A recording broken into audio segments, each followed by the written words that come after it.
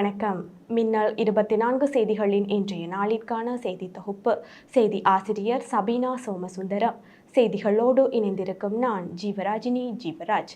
முதலில் தலைப்புச் செய்திகள். மூத்த தமிழ் அரசியல்வாதியும் நாடாளுமன்ற உறுப்பினருமான ஆர் சம்பந்தன் காலமானார். மட்டக்களப்பில் அரைக்கம்பத்தில் பறக்கவிடப்பட்ட தமிழரசு கட்சியின் கொடி. திருக்கோணேஸ்வர ஆலயத்தின் புனித தன்மையை பாதுகாக்க கோரிய கவனஈர்ப்பு போராட்டம்.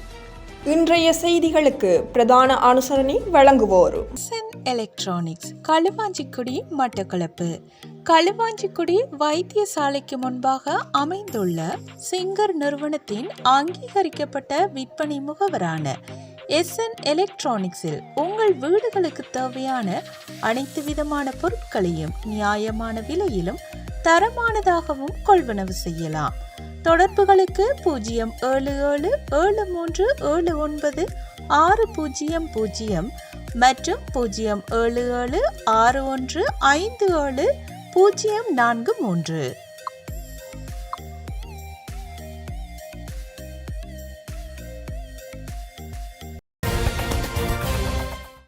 தொடர்வது விரிவான செய்திகள். மூத்த தமிழ் அரசியல்வாதியும் நாடாளுமன்ற உறுப்பினருமான ஆர் சம்பந்தன் தனது 91வது வயதில் கொழும்பில் உள்ள தனியார் வைத்தியசாலையில் நேற்று ஞாயிற்றுக்கிழமை இரவு காலமானார். தமிழ் தேசிய கூட்டமைப்பின் தலைவராக பல வருடங்கள் பணியாற்றி வந்த அவர் உடல் நலம் பாதிக்கப்பட்டு கொழும்பில் உள்ள தனியார் வைத்தியசாலையில் அனுமதிக்கப்பட்ட நிலையில் நேற்று காலமானார். இந்நிலையில் இலங்கை அரசியல் பரப்பில் உள்ள பலரும் இரா சம்பந்தனின் மறைவுக்கு இரங்கல் தெரிவித்து வருகின்றனர்.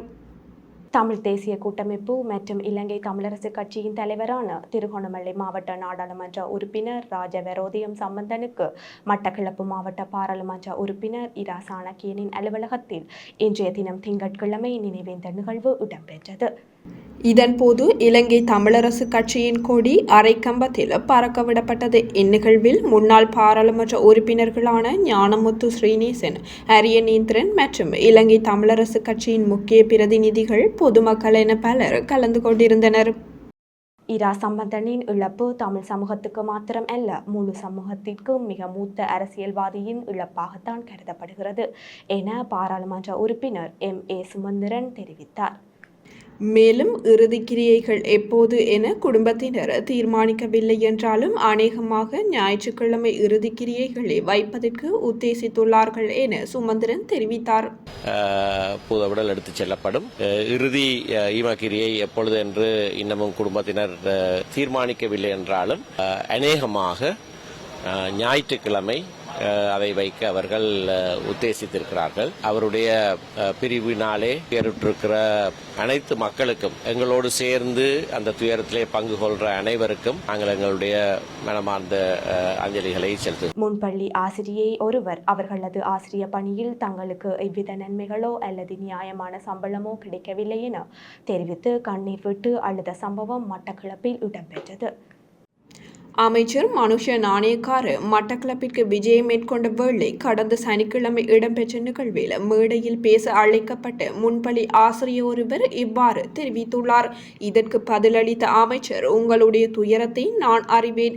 நான் தொழில்துறை அமைச்சராக பதவியேற்ற பின் தான் முன்பள்ளி ஆசிரியர்களுக்கு பல திட்டங்களை செய்ய முன்னெடுத்துள்ளேன் என தெரிவித்துள்ளார். நான் என்ன பெரிய வார்த்தைகள் சொல்ல இருக்கிறேன். இங்கே குறிப்பிட்டபடி ஒரு சிறிய இதுதான் சொல்லியிருக்கிறாங்க. அதுக்காக நான் சுருக்கம் என்று நினைக்கிறேன். இந்த ஆசிரியருக்கு அந்த நிலைமை வரக்கூடாதுன்றதுக்காக தான் நான் ஒரு எடுத்துக்காட்டாக அந்த இடத்தில் இருக்கிறேன். நான் வாழ்க்கையை விட்டுட்டு தான் நினைக்கிறேன் சார். ரோட்டில் வீடும் இல்லை, வாசலும் இல்லை, ஒன்றும் இல்லை.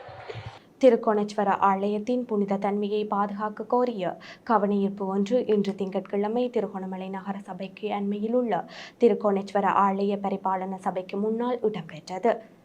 கல்முனை வடக்கு பிரதேச செயலக விவகாரத்திற்கு தீர்வொன்றை காணும் நோக்கத்தோடு நேற்று ஞாயிற்றுக்கிழமை கல்முனை முஸ்லிம் பிரிவு மற்றும் கல்முனை வடக்கு பிரதேச செயலகங்களுக்கு விஜயம் மேற்கொண்டிருந்த கிழக்கு மாகாண ஆளுநர் இரு தரப்பினரோடும் பேசி இந்த விடயத்தை சுமூகமாக தீர்ப்பதற்கான முயற்சிகளை எடுத்திருந்தார்.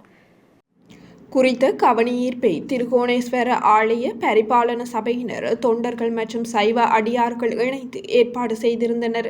திருகோணேஸ்வர ஆலய அண்மித்த கடை தொகுதியில் கசிப்பு விற்பனை செய்த குற்றச்சாட்டில் ஒருவர் கைதாகியதை அடுத்து அதனை சீல் வைக்க சென்ற திருகோணமலை நகர சபை ஊழியர் மீது தாக்குதல் நடாத்தப்பட்டது. இதனை கண்டித்தும் புனித தன்மையை பாதுகாக்க அரசு துறை அதிகாரிகள் முன்வர வேண்டும் என இதன்போது தெரிவித்தனர். இப்புனித ஆலய சுற்றுச்சூழலை பாதுகாக்கவும் சட்ட ரீதியாக கடையை சீல் வைக்க சென்றவரை தாக்கியது கண்டிக்கத்தக்கது எனவும் இதன்போது தென்கயிலை ஆதீனம் அகத்தியர் அடிகளார் தெரிவித்தார். இதில் ஆலய பரிபாலன சபை தலைவர், உறுப்பினர்கள் என பலர் இப்போராட்டத்தில் கலந்து கொண்டிருந்தனர். பேருந்து பயண கட்டணத்தை இன்று திங்கட்கிழமை முதல் அமுலாகும் வகையில் 5% குறைப்பதற்கு தீர்மானிக்கப்பட்டுள்ளது. இலங்கை தனியார் பேருந்து உரிமையாளர்கள் சங்கத்தின் தலைவர் கெமுனு விஜயரத்ன இதனை தெரிவித்துள்ளார். வருடாந்த பேருந்து கட்டண திருத்தம் தொடர்பில் போக்குவரத்து அமைச்சுக்கும் பேருந்து சங்கங்களின் பிரதிநிதிகளுக்கும் இடையில் இடம்பெற்ற கலந்துரையாடலின் போது இந்த தீர்மானம் மேற்கொள்ளப்பட்டதாக அவர் மேலும் தெரிவித்துள்ளார். இதற்கமைய புதிய குறைந்தபட்ச பேருந்து கட்டணம் 30 ரூபாவிலிருந்து 28 ரூபாவாக குறைக்கப்பட்டுள்ளதாக கெமுனு விஜயரத்ன மேலும் குறிப்பிட்டுள்ளார். எதிர்வரும் 16ஆம் திகதி முதல் மின்சார கட்டண திருத்தத்தை நடைமுறைப்படுத்த திட்டமிட்டுள்ளதாக பொது பயன்பாடுகள் ஆணைக்குழுவின் தலைவர் மஞ்சுள பெர்னாண்டோ தெரிவித்துள்ளார். மேலும் மின்சார கட்டண திருத்தம் தொடர்பான இறுதி முடிவு எதிர்வரும் 15ஆம் திகதி அறிவிக்கப்படும் என மேலும் அவர் குறிப்பிட்டுள்ளார். இதேவேளை எதிர்வரும் 8ஆம் திகதி வரையில் மின்சார கட்டண குறைப்பு தொடர்பான எழுத்து மூலம் மக்கள் கருத்து கணிப்பு நடத்தப்படவுள்ளதாகவும் அவர் மேலும் குறிப்பிட்டுள்ளார். கல்முனை வடக்கு பிரதேச செயலக விவகாரத்திற்கு தீர்வொன்றை காணும் நோக்கத்தோடு நேற்று ஞாயிற்றுக்கிழமை கல்முனை முஸ்லிம் பிரிவு மற்றும் கல்முனை வடக்கு பிரதேச செயலகங்களுக்கு விஜயம் மேற்கொண்டிருந்த கிழக்கு மாகாண ஆளுநர் இரு தரப்பினரோடும் பேசி இந்த விடயத்தை சுமூகமாக தீர்ப்பதற்கான முயற்சிகளை எடுத்திருந்தார்.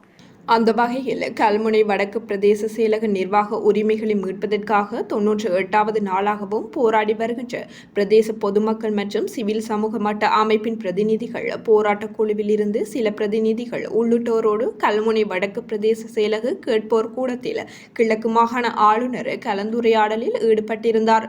அந்த கலந்துரையாடலின் பின்னர் வருகின்ற வாரமளவில் அம்பாறை மாவட்ட செயலகத்தில் தமிழ் முஸ்லிம் தரப்புகளின் பிரதிநிதிகளை அழைத்து தமது தரப்பு நியாயங்கள், எல்லை நிர்ணய விடயங்கள் போன்றவற்றை பரிசீலித்து இந்த பிரதேச செயலக விவகாரத்தை சுமூகமாக தீர்ப்பதற்கான நடவடிக்கை எடுப்பதாக ஆளுநர் செந்தில் தொண்டமான் தெரிவித்தார். இந்த சந்திப்பில் அவரோடும் மாவட்ட அரசாங்க அதிபர், மேலதிக அரசாங்க அதிபர் மற்றும் பாதுகாப்பு தரப்பு உயர் அதிகாரிகள், அரசு அதிகாரிகள் போன்றவர்கள் கலந்து கொண்டிருந்தனர். இந்த கல்முனையில் இந்த டிஎஸ் டிவிஷன் பிரிவு சம்பந்தமாக பேச்சுவார்த்தை 2 தரப்பிலும் பண்ணோம். அப்போ அவங்க பல கருத்துக்கள் முன் வச்சிருக்காங்க. அனைத்து கருத்துக்களையும் உள்வாங்கப்பட்டிருக்குது. அதே மாதிரி 1 வாரம் டைம் கொடுத்துருக்கோம். அவங்கள ஒரு 2 ப்ரொபோசல் சப்மிட் பண்ண சொல்லி. பொதுவாக அதிகமானவர் இந்த பிரச்சனையை முடிக்கணும்னு நினைக்கிறாங்க. சில பேர் இந்த பிரச்சனையை தொடர்ந்து கொண்டு போயிட்டு இருந்தால் அவங்களுக்கு அதில் ஆதாயம் கிடைக்கும்னு நினைக்கிறேன். தொடர்வது வெளிநாட்டு செய்திகள்.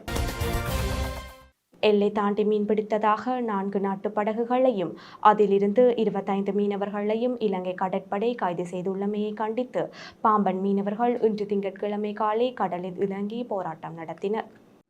மேலும் மீனவர்களை உடனடியாக விடுதலை செய்ய கோரி பாம்பன் சாலை பாலத்தில் மீனவர்கள் நடாத்திய சாலை மறியல் போராட்டத்தில் 1 மணி நேரத்திற்கு மேலாக போக்குவரத்து பாதிப்பு ஏற்பட்டிருந்தது. பாம்பன் வடக்கு மீன்பிடி துறைமுகத்திலிருந்து 50க்கும் மேற்பட்ட நாட்டுப்படகுகளில் மீனவர்கள் மீன்பிடிக்க கடலுக்கு சென்றிருந்தனர். நாட்டுப்படகு மீனவர்கள் இன்று அதிகாலை இலங்கை நெடுந்தீவு கடற்பரப்பில் மீன்பிடித்துக் கொண்டிருக்கும் போது அப்பகுதியில் ரோந்து பணியில் ஈடுபட்டு கொண்டிருந்த இலங்கை கடற்படையினர் 4 நாட்டுப்படகுகளையும் அதிலிருந்த 25 மீனவர்களையும் கைது செய்து காங்கேசன்துறை கடற்படை முகாமிற்கு அழைத்துச் சென்றனர். முதற்கட்ட விசாரணைகளின் பின்னர் மீனவர்கள் அனைவரும் யாழ்ப்பாணம் மீன்வளத்துறை அதிகாரிகளிடம் ஒப்படைக்கப்பட்டுள்ளனர். இந்நிலையில் பாம்பன் பகுதி நாட்டுப்படகு மீனவர்களை இலங்கை கடற்படை கைது செய்தமையை கண்டித்து மீனவர்களின் உறவினர்கள் மற்றும் நாட்டுப்படகு மீனவர்கள் கடலில் இறங்கி ஆர்ப்பாட்டத்தில் ஈடுபட்டிருந்தனர். மீனவர்களின் இந்த சாலை மறியலால் மதுரை தனுஷ்கோடி தேசிய நெடுஞ்சாலையில் நீண்ட நேரம் போக்குவரத்துக்கு பாதிப்பு ஏற்பட்டிருந்தது. தொடர்வது விளையாட்டு செய்திகள். ஐபிஎல் தொடரில் ராயல் சேலஞ்சர் பெங்களூர் அணியின் துடுப்பாட்ட பயிற்சியாளராகவும் ஆலோசகராகவும் தமிழக வீரர் தினேஷ் கார்த்திக் நியமிக்கப்பட்டுள்ளார். ராயல் சேலஞ்சர்ஸ் பெங்களூரு அணியின் ட்விட்டர் பதிவில் எங்களது விக்கெட் காப்பாளரை வரவேற்கின்றோம். தினேஷ் கார்த்திக் புதிய அவதாரமாக ஆர்சிபிக்கு திரும்புகின்றார் என குறிப்பிடப்பட்டுள்ளது.